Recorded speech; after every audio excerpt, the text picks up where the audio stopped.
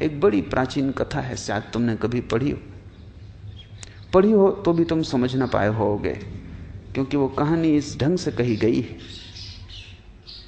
कि उसे अज्ञानी पढ़ें तो मनोरंजन समझें, ज्ञानी पढ़ें तो जीवन का परम रहस्य बन जाए। तुमने बैताल पच्चीसी का नाम सुना होगा। तुम कभी सोच भी नहीं सकते कि वो भी कोई ज्ञानियों की बात हो सकती है, बैताल पच्चीसी। पर इस देश ने बड़े अनूठे प्रयोग किए हैं। इस देश ने ऐसी किताबें लिखी हैं जिनको बहुत तलों पर पढ़ा जा सकता है, जिनमें परत दर परत अलग अलग अर्थ हैं, जिनमें एक साथ 2, 3, 4 और 5 अर्थ दौड़ते रहते हैं, जैसे एक साथ 5 रास्ते चल रहे हों, पैरेलल, समानांतर। तो जिसकी जो सुविधा हो, एक छोटा बच्चा भी बैताल पच्चीसी पढ़ के प्रसन्न होगा और परम ज्ञानी भी पढ़ के प्रसन्न होगा। खोजी को मार्ग मिल जाएगा, पहुंचे हुए को मंजिल की प्रतिभिज्ञा होगी। जो नहीं खोजी, नहीं पहुंचा हुआ है, उसके लिए सिर्फ चित्त का मनोरंजन होगा, वो भी क्या कम है, थोड़ी देर को मन बहलाव हो जाएगा। बैताल पच्चीसी की पहली कथा है। 25 कथाएं बड़ी अद्भुत हैं, लेकिन पहली तुमसे कहता हूं। पहली कथा है कि सम्राट विक्रमादित्य के दरबार में एक फकीर आया। सुबह का वक्त था। रिवाज के अनुसार लोग सम्राट को भेंट चढ़ाने सुबह सुबह आते थे। उस फकीर ने भी एक जंगली सा दिखाई पड़ने वाला फल सम्राट को भेंट किया। सम्राट थोड़ा मुस्कुराया भी। इस फल को भेंट करने के लिए इतने दूर आने की जरूरत भी क्या थी, लेकिन फकीर है, फकीर के पास कुछ और हो भी नहीं सकता, तो उसने स्वीकार कर लिया। पास में बैठे वजीर को वो देता जाता था जो भी भेंट आती थी, उसने उसे दे दिया। ये क्रम 10 वर्षों तक चला। वो फकीर रोज सुबह आता और रोज वही उसी तरह का फिर एक जंगली फल ले आता। 10 वर्ष, और रोज सम्राट वजीर को फल दे देता। न तो उसने कभी पूछा, क्योंकि सैकड़ों सुबह भेंट लेने वाले देने वाले लोग थे, फुर्सत भी ना थी, समय भी ना था, और इस फकीर से पूछने जैसा भी कुछ नहीं लगा। पर एक दिन पास ही सम्राट का पाला हुआ बंदर भी बैठा हुआ था, और सम्राट ने वजीर को फल न दे के बंदर को दे दिया। बंदर ने फल खाया और उसके मुंह से एक बहुत बड़ा हीरा जो फल में छिपा था नीचे गिर गया। सम्राट तो चौंका, इतना बड़ा हीरा तो उसने देखा भी नहीं था। वजीर से कहा कि बाकी फल कहां है? वजीर ने ये सोचा था कि जंगली फल है, पर फिर भी उसने सोचा कि सम्राटों के पास संभल के रहना पड़ता है, तो एक तलघरे में वो फेंकता जाता था, क्योंकि फलों का करोगे क्या, जंगली थे, खाने योग्य भी नहीं लगते थे, स्वाद भी ठीक नहीं था। तलघरा खोला गया, भयंकर बदबू से भरा था, क्योंकि सारे फल सड़ गए थे, लेकिन उन सड़े हुए फलों के बीच हीरे चमक रहे थे। ऐसे हीरे कभी सम्राट ने देखे नहीं थे। फकीर को कहा कि ये क्या राज, तुम क्या चाहते हो, किस लिए तुम 10 साल से ये भेंट ला रहे हो, और मैं कैसा अज्ञानी कि मैंने कभी देखा भी नहीं, मैंने समझा जंगली फल है। उस फकीर ने कहा, होश ना हो तो जिंदगी ऐसे ही चूक जाती है। दूसरी समानांतर अर्थ की धारा शुरू होती। उस फकीर ने कहा, रोज ही जिंदगी लाती है, लेकिन जंगली फल समझ के तुम फेंकते चले जाते, और हर फल के भीतर हीरा छिपा है जैसा तुमने कभी देखा नहीं। खैर, जो हुआ हुआ, अब पीछे की तरफ मत जाओ, अन्यथा फिर तुम चूक जाओगे, और आगे की तरफ भी मत दौड़ो, क्योंकि मैं देखता हूं सपने दौड़ रहे हैं, क्योंकि इतने हीरे, दुनिया के तुम सबसे बड़े सम्राट हो गए। आगे भी मत जाओ, पीछे भी मत जाओ, मैं कुछ और तुमसे कहना चाहता हूं, वो सुन लो। सम्राट सजग होकर बैठा। ये आदमी कोई साधारण नहीं, अब तक समझे कि फकीर है। जिंदगी साधारण नहीं है, और जिंदगी ने तुम्हें जो दिया है वो बिल्कुल असाधारण, लेकिन तुम्हें होश नहीं। तुम हंसोगे कि 10 साल तक ये आदमी क्यों बेहोश रहा। तुम कई जन्मों से हो। राजा वीर विक्रमादित्य तुम भी हो। हजारों साल से तुम ऐसे ही बैठे हो और जिंदगी रोज फल दिए जा रही। हर पल छिपा हुआ जीवन का हीरा तुम्हारे पास आता। अब ये कोई साधारण आदमी ना था। राजा संभल के बैठ गया। उसने कहा कि कहो, तुम्हारी एक एक बात सुनने जैसी। उसने कहा कि मैं 10 वर्ष से आ रहा हूं इसी प्रतीक्षा में कि किसी दिन तुम जागोगे, क्योंकि मैं एक ऐसा आदमी चाहता हूं जो वीर हो, वो तुम हो। इसलिए विक्रमादित्य का नाम है वीर विक्रमादित्य। सिर्फ 2 आदमियों को भारत ने वीर कहा है, एक महावीर को, एक विक्रमादित्य को।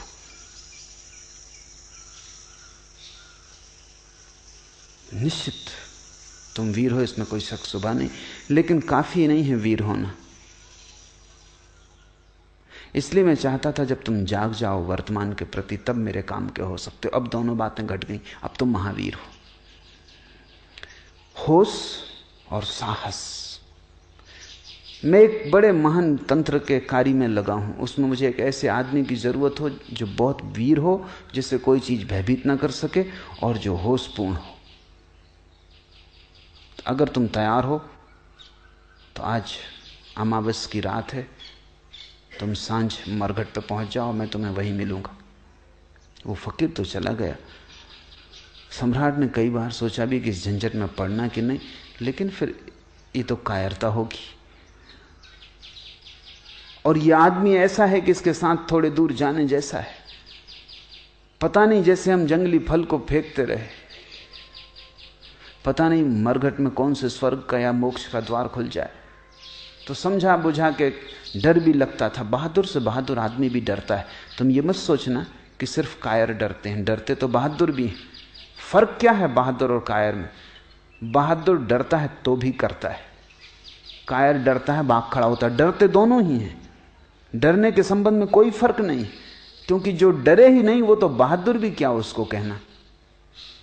वो तो लोहे लकड़ी का पत्थर का बना हुआ आदमी है, वो बहादुर भी नहीं है जो डरे ही ना। डर तो स्वाभाविक है, लेकिन बहादुर डर को किनारे पर रख देता और घुस जाता है, और भयभीत डर को सिर पर रख लेता, भाग खड़ा होता है। खैर आधी रात विक्रमादित्य पहुंच गया मरघट पर। बड़ा डर लगता था, बड़ी भयंकर रात थी, और साधारण रात नहीं मालूम होती थी। कभी मरघट आया भी नहीं था, महलों में ही सदा रहा था। मरघट सिर्फ शब्द ही था। तुम भी कभी रात अमावस की आधी रात मरघट जाओ, तब तुम्हें इस शब्द का अर्थ पता चलेगा। शब्दकोश में इसका अर्थ नहीं लिखा है। मरघट एक बड़ी अनूठी घटना है। चारों तरफ रहस्य, भय, खतरा, भूत प्रेत, चीख पुकार, और वो तांत्रिक फकीर अपना मंडल रच के बैठा है, नग्न। खोपड़ियां, एक जिंदा लाश को काट रहा है। उसने सब इंतजाम अपना कर रखा है जो उसे करना है। सम्राट से उसने कहा आ गए ठीक। यहां से थोड़ी दूर, वो दूर दिखाई पड़ने वाला जो वृक्ष है, वहां एक लाश लटकी हुई। तुम्हें उस लाश को वृक्ष से उतार के ले आना है, लेकिन ध्यान रखना, सजग रहना और शांत रहना, क्योंकि जरा चूके कि ये कृपाण की धार पे चलना है। जरा चूके कि गए, फिर मैं भी सहायता न कर सकूंगा। धड़कती छाती से विक्रमादित्य उस वृक्ष के पास पहुंचा। वहां बड़ा भय लगने लगा उसे, क्योंकि वहां कोई भी ना था, बिल्कुल अकेला था। और उस बड़ वृक्ष में लाशें लटकी हुई थी, एक नहीं 25। बड़ी बदबू आ रही थी। किसी तरह नाक को अवरुद्ध करके वृक्ष पर चढ़ा। हाथ पैर कप रहे थे, वृक्ष पर चढ़ना मुश्किल था। किसी तरह उस लाश की डोरी काटी। वो लाश जमीन पे धम से नीचे गिरी। न केवल गिरी, खिलखिला के हंसी। विक्रमादित्य के प्राण छूट गए होंगे। सोचा था मुर्दा है तो जिंदा मालूम होता है, और जिंदा भी अजीब हालत में है। घबराया हुआ नीचे आया और उससे पूछा, क्यों हंसे, क्या मामला है? बस इतना कहना था कि लाश उड़ी, वापस जाके वृक्ष से लटक गई। और लाश ने कहा कि शांत होना तो ही तुम मुझे उस फकीर तक ले जा सकोगे। तुम बोले, चूक गए। दोबारा लाश को काट के नीचे लाया। बड़ा मुश्किल था चुप रहना, क्योंकि जब आदमी को भय लगता है तब वो कुछ बोलना चाहता, बोलने से भी थोड़ी राहत मिलती। गीत गुनगुनाने लगता है, थोड़ी हिम्मत बढ़ती, मंत्र पढ़ने लगता है, राम राम जपने लगता है, कोई सहारा चाहिए। अब बोलना भी नहीं, शांत भी रहना, भयंकर सन्नाटा और चारों तरफ मौत। शायद आदमी इसीलिए अतीत की सोचता है, भविष्य की सोचता है, क्योंकि डरता है। वर्तमान के क्षण में जीवन भी है और मौत भी, दोनों। क्योंकि वर्तमान में ही तुम मरोगे हो, वर्तमान में ही जीते हो। न तो कोई भविष्य में मर सकता है, न भविष्य में जी सकता है। तुम भविष्य में मर सकते हो, जब मरोगे तब अभी और यहीं वर्तमान के क्षण में मरोगे। आज मरोगे, कल तो कोई भी नहीं मरता। कल तो मरोगे कैसे, कल तो आता ही नहीं। जब मर नहीं सकते कल में, तो जियोगे कैसे? कल का कोई आगमन ही नहीं होता, कल है ही नहीं। जो है वो अभी और यहाँ। बोले कि चूक जाते हो, सोचे कि चूक जाते हो। बड़ा कस के उसने अपने को रोका। आदमी बहादुर था। मुर्दा नीचे फिर से काट के गिर पड़ा। भयंकर खिलखिलाहट की आवाज आई, छाती कँप गई। नीचे उतरा, मुर्दे को कंधे पर रखा, चलने लगा। मुर्दे ने कहा, सुनो, राह लंबी, रात अंधेरी, और तुम्हारा बोझ हल्का करने के लिए एक कहानी कहता हूं। ऐसी पहली कहानी। उसने कहा कि 3 युवक थे, ब्राह्मण।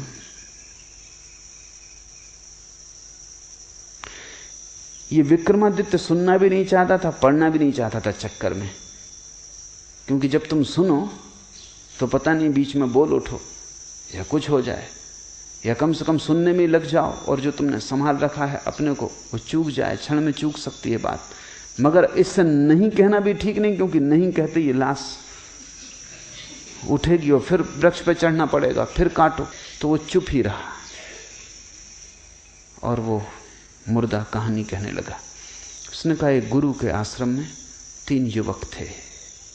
तीनों ही गुरु की लड़की के प्रेम में पड़ गए। कहानी में रस आने लगा।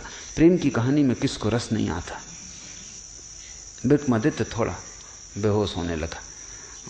संभाल रहा है, लेकिन उत्सुकता जग गई, जिज्ञासा की, फिर क्या हुआ? तीनों एक से थे, योग्य थे, अप्रतिम थे, प्रतिभाशाली थे। गुरु मुश्किल में था कि किसको चुने। युवती भी मुश्किल में थी कि किसको चुने। कोई उपाय न देखकर युवती ने आत्महत्या कर ली।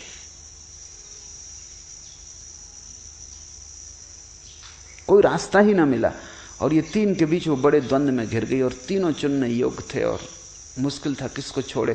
और जानती थी जिसको छोड़ेगी वही जीवन भर पछतावे का कारण रहेगा। 2 को छोड़ना ही पड़ेगा, 3 से तो विवाह हो नहीं सकता। बड़ी अड़चन थी, हल कोई था ना। हल न देख के आत्महत्या कर ली। लाश जलाई गई। एक युवक उन 3 में से तो मरघट पर ही उसी राख के पास रहने लगा, उसी राख की धुनी रमा लेता और वहीं बैठा रहता। दूसरा युवक इतने दुख से भर गया कि यात्रा पर निकल गया अपना दुख भुलाने को। घूमता रहेगा संसार में, अब बसना नहीं है, क्योंकि जिसके साथ बसना था वही ना रही। अब घर नहीं बसाना, वो परिव्राजक हो गया, एक फकीर भटकता हुआ आवारा। और तीसरा युवक किसी आशा से भरा हुआ, क्योंकि उसने सुन रखा था कि ऐसे मंत्र भी हैं कि अस्थि पंजर को पुनरुज्जीवित कर दें। तो उसने सारी अस्थियां इकट्ठी कर ली। रोज उनको गंगा ले जाता, धो के साफ करता, फिर ले आकर रख लेता, उनकी रक्षा करता कि कभी कोई मंत्र का जानने वाला मिल जाए। वर्षों बीत गए। जो घूमने निकल गया था यात्रा पर, उसे एक आदमी मिल गया जो मंत्र जानता था। उसने उससे मंत्र सीख लिया मंत्र का शास्त्र ले लिया, भागा। अब डरा, वो घबराया कि पता नहीं अब अस्थि पंजर बचे भी होंगे, क्योंकि वो तो कभी के फेंक दिए गए होंगे। लेकिन आके आश्वस्त हुआ, अस्थि पंजर बचाए गए थे, उनको संजो कर रखा था उसके साथी ने। उसने मंत्र पढ़ा, वो युवती पुनरुज्जीवित हो गई, पहले से भी ज्यादा सुंदर, मंत्र सिक्त, उसकी देह स्वर्ण जैसी, अभी अभी ताजी, जैसे कमल का फूल अभी अभी खिला हो। फिर कलह शुरू हो गई, क्या वो किसकी? अब तक सम्राट भी भूल चुका था कि वो क्या कर रहा है, और ये सुनने में लग गया था जैसा तुम सुनने में लग गए। उस मुर्दे ने पूछा कि सम्राट गौर से सुनो, क्योंकि फिर झगड़ा खड़ा हो गया। अब सवाल है कि इन तीन में से युवती किसकी? तुम्हारा क्या ख्याल है? और अगर तुम्हारे भीतर उत्तर आ जाए, और तुमने अगर उत्तर न दिया तो तुम इसी क्षण मर जाओगे। हाँ, उत्तर ना आए कोई हर्जा नहीं। बड़ा मुश्किल है उत्तर का ना आना। आदमी का इतना बस थोड़ी है अपने मन पर। कोई बुद्ध पुरुष हो तो ना आए, ठीक है, सुन लिया प्रश्न, उत्तर ना आया, कोई हर्जा नहीं। विक्रमादित्य बड़ी मुश्किल में पड़ा। उत्तर तो आ रहा है, बुद्धिमान आदमी था, तर्कनिष्ठ था, समझदार था, शास्त्र पढ़े थे, तर्क साफ था। अब वो बड़ी मुश्किल में पड़ गया। उसने कहा कि बोल, अगर उत्तर आ रहा है तो बोल, अन्यथा इसी वक्त मर जाए। तो उसने कहा उत्तर तो आ रहा है, इसलिए बोलना ही पड़ेगा। उत्तर मुझे ये आ रहा है कि जिसने मंत्र पढ़ के युवती को जगाया वो तो पिता तुल्य है, उसने जन्म दिया, इसलिए वो विवाह नहीं कर सकता, वो तो कट गया। जिसने अस्थियां संभाली और रोज गंगा में स्नान कराया वो पुत्र तुल्य है, कर्तव्य है, सेवा, उससे शादी नहीं हो सकती। प्रेमी तो वही है जो धूनी रमाए, राख लपेटे, भूखा प्यासा मरघट पी बैठा रहा, न कहीं गया न कहीं आया। विवाह तो उसी से। लाश छूटी, जाके वृक्ष से फिर लटक गई, क्योंकि ये आदमी बोल गया।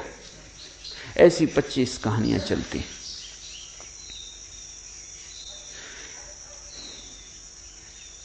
जीवन में तुम चूकते हो जब भी मूर्छा पकड़ लेती, जब भी तुम होश खो देते हो, जब भी जागे हुए नहीं होते, तत्क्षण जीवन का सूत्र हाथ से छूट जाता है। जब भी तुम जरा से अशांत हो जाते हो, विचार की तरंगें चल जाती, तभी जीवन का सूत्र हाथ से छूट जाता है। क्योंकि विचार की तरंग और तुम वर्तमान से च्युत, इधर उठी तरंग, उधर तुम हटे वर्तमान से। वो विक्रमादित्य हार गया। वो फिर ऐसी 25 कहानियां चलती हैं पूरी रात, और हर बार चूकता जाता है, हर बार चूकता जाता है। 25वीं कहानी पर संभल पाता है। हर कहानी में ज्यादा हिम्मत बढ़ती है, साहस बढ़ता है, ज्यादा देर तक रोकता है, ज्यादा देर तक विचार की तरंगें नहीं अंकंपित करती। 25वीं कहानी आते आते कहानी चलती रहती है। विक्रमादित्य सुनता रहता है, भीतर कुछ भी नहीं होता। जीवन एक तैयारी है। यहां बहुत कुछ है तुम्हें उलझा लेने को। बाजार है पूरा, मीना बाजार। वहां सब तरफ बुलावा है, उत्सुकता को, जिज्ञासा को, मनोरंजन को। प्रश्न है, विचार की सुविधा है, सोच विचार का उपाय है, चिंता का कारण है, सब तरह के उलझाव हैं। अगर तुम इस सारे संसार से ऐसे गुजर जाओ जैसे विक्रमादित्य उस मरघट से बिना बोले चुप और जागा हुआ 25वीं कहानी पे गुजर सका, तो ही तुम वर्तमान क्षण की अनुभूति को उपलब्ध होगे। अन्यथा तुमने वर्तमान जाना ही नहीं है। तुम वर्तमान से गुजरे जरूर हो, क्योंकि और कोई जगह नहीं जहां से तुम गुजरो, लेकिन बेहोश सोए हुए गुजरे हो। या तो अतीत में खोए हुए गुजरे हो, या भविष्य में डूबे हुए गुजरे हो। वर्तमान से तुम्हारा कभी तालमेल नहीं बैठा, वर्तमान से संगीत नहीं छिड़ा, वर्तमान के साथ स्वर नहीं मिले। वर्तमान से स्वर मिल जाएं, तुम पाओगे एक ही है, अनेक उसके रूप हैं। एक है सागर, अनेक हैं लहरें।